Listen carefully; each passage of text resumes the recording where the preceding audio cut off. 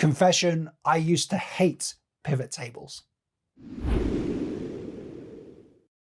Yes, I thought pivot tables were horrible, but I learned to love them with these 5 steps.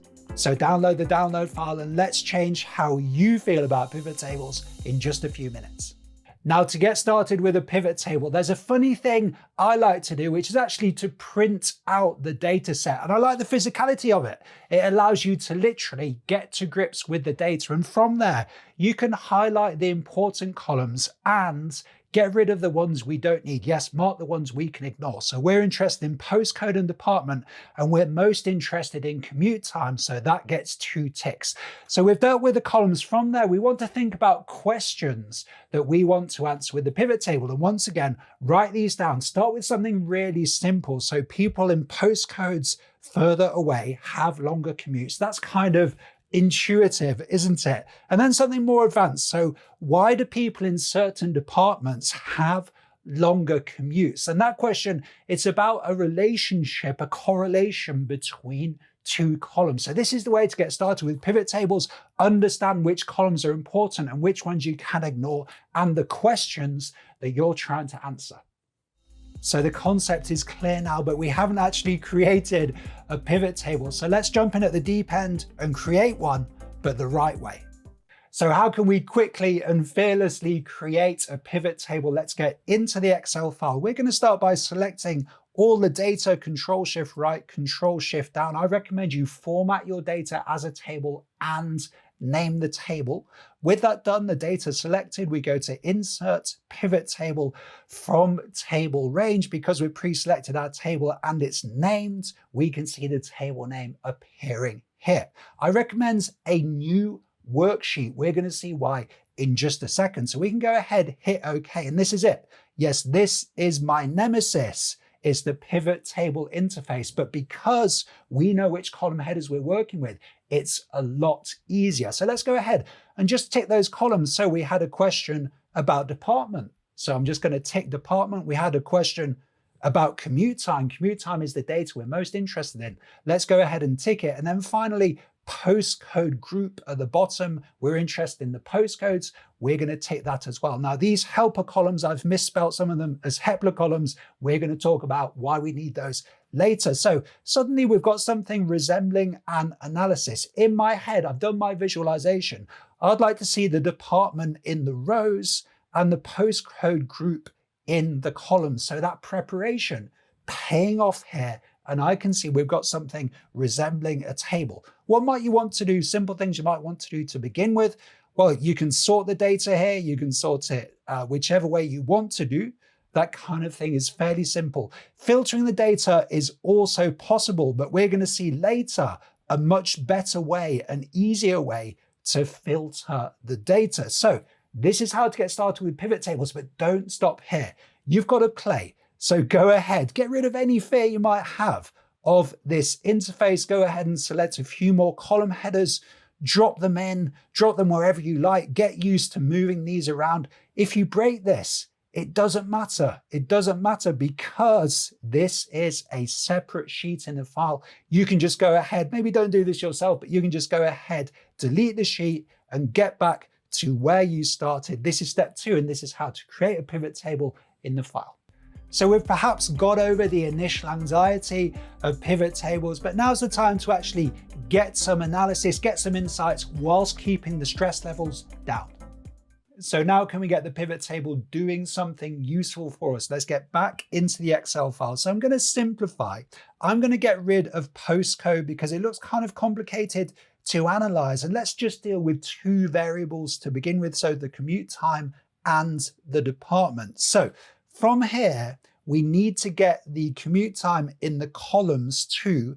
So we've got the same header going into the pivot table twice. This is one of the things that confused me for so long about pivot tables. You can see we've got commute time in the columns and in the values here. So we have a table. Is it making any sense at all? Well, it's not at the moment, is it? We've just got all of the times stacked up like this. That's because we've got continuous data, these commute types. So how to deal with continuous data in a pivot table? You can go ahead, select the header there. The option we need is group And we now have this grouping option. Yes, this is where the magic happens in pivot tables with continuous data. We're going to start with 1. Let's end at 56. And we're going to go in groups of 5. You know, obviously you can choose whatever works with your data. I'm going to go ahead and click OK. And suddenly the pivot table has created these buckets, incredibly useful, but still not quite what we want to display. We want to count. We want to count the number of entries in each bucket. I can see in the value section here, we've currently got the sum of these commute times. So we go to the value field settings. We're going to switch this to count. And this is much closer to what we need. We're beginning to get some insight now. We're counting the number of times each entry appears in each of these buckets. So making progress with our pivot table. But next, we want to reintroduce these postcodes. So these postcodes, tricky to analyze. Is this continuous data? Is it discrete data? We're going to see how to do it in a pivot table. Now, this postcode issue is tricky, but it's normal with pivot table analysis to hit a wall at some point. So what to do? Well, it might not be what you think. So if we feel we've hit a wall with our pivot table analysis, what should we do? Well, often the answer is not to dig further into the pivot table functions. It's to go back to your base data and do something there, get the data into a form that you can actually analyze. And that's the case with postcodes. Very tricky thing to analyze. So what I did is I put some helper columns in here to manipulate that data into a form that's easier to analyze. So we can see I've created postcode groups. So the data is now definitely discrete, with each postcode being grouped into one of these groups. So suddenly we've got something we can actually use in the pivot table. So I'm going to go ahead and hit postcode group here, and I can see postcode group has been added to the rows. And just by looking at this visually, just by looking at kind of the patterns of the numbers, we're beginning to get some insights here. I can see production has a good spread across all of the different commutes. I can see data entry, much shorter commutes. I can see HR, generally much longer commutes here. So we've managed to get our data into a form that we can manipulate and analyze. We're now getting insights using the pivot table, but is this in a form where you'd like to use it every day, where you could hand it over to somebody else to use? Not yet. Hi guys, Chris here. The year of your Excel success is a year-long journey to move your career forward with better spreadsheet skills. We have weekly videos and posts and a monthly live session to help move you from Excel confusion to Excel clarity and control. Now, this video is part of data analysis season, where we cover AI for data analysis, pivot tables, charts, and so much more. So click subscribe to join the journey. All the links are below. So things are taking shape, but I'm still feeling some underlying anxiety about the form and appearance of this pivot table. So how to finally take control, create something that's beautiful, insightful, robust, and that the user loves using. The first thing I'd recommend is a nice interactive filter option. Yes, a slicer is a great addition to most pivot tables. So let's go ahead back into the file. The first thing I'm going to do is resize these columns, because they're going to help give us uniform spacing and work towards that dashboard look. So that should do the job. I'm going to click on the pivot table analyze, and then insert slicer at the top here. So what columns is the user likely to want to filter by? Well, for us, department and postcode seems to make sense, and my slicers are now in the file here. I can use the Alt key to adjust these, and just note I'm positioning these below the header. We'll see why I do that a little bit later. So now our slicers are in, we can go ahead and play with these, but you can see these slicers are moving, and this is a big problem with pivot tables. The data tends to move around. So how to fix this? Well, go ahead, select your slicers, holding down the Control key here.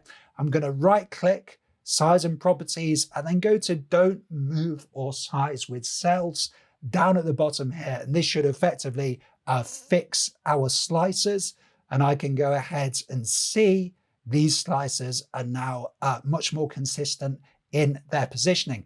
Take this chance as well to fix these column widths, or at least input a value that you want for these column widths in the table.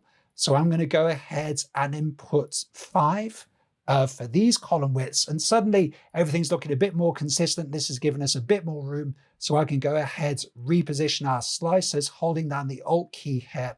And I'm going to take the opportunity here to switch off those grid lines. Suddenly we have a much cleaner look. I'm going to go ahead and put a column in here, a spacer column. So we have a spacer columns either side of the table. And what, for the third time, now I can go ahead and reposition the slices again, but now they're probably in their permanent home. And suddenly we're working towards something that's feeling more dashboard-like, something that would encourage somebody to engage with this data. But there's more. Do we need the totals? How do you get rid of a total from a pivot table?